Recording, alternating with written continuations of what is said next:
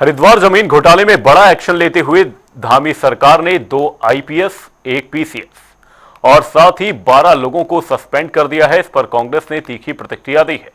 Party उपाध्यक्ष सूर्यकांत धस्माना ने सरकार को चूना लगाने का आरोप लगाया। उन्होंने कहा कि केवल निलंबन नहीं, अब इन अफसरों पर आपराधिक मुकदमा और संपत्ति की जांच होनी चाहिए।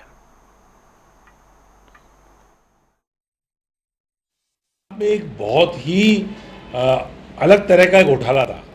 घोटाला अलग तरह का इसलिए था कि इसमें जो प्रशासनिक तंत्र था, इसमें जो राजस्व विभाग था, इसमें जो वित्त विभाग था, इसमें इतने सारे कंपोनेंट थे और उनका जो कॉकटेल था, वो कॉकटेल इतना शानदार था कि सरकार पर चूना लगाने का काम सरकार के लोग जिस तरह से कर रहे थे, उसका भंडाफोड़ हुआ।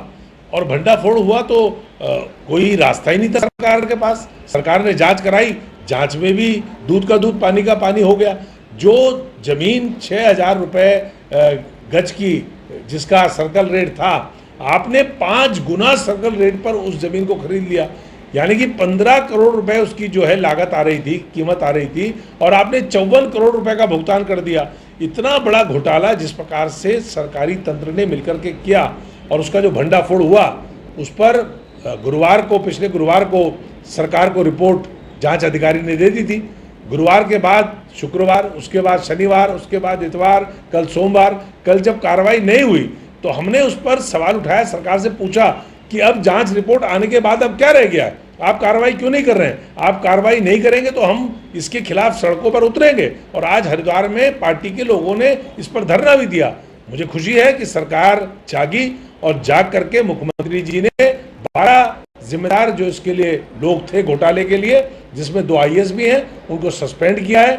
अब सस्पेंड करने से केवल काम नहीं चलेगा, इनके खिलाफ आपराधिक मुकदमा होना चाहिए, इनकी संपत्तियों की जांच होनी चाहिए, कितनी रिश्वत ली गई, कितना पैसा अंडर द टेबल लिया गया, उसकी पूरी जांच होनी चाहिए और उनके खिलाफ कड़ी से कड़ी कार्रवाई होनी चाहिए।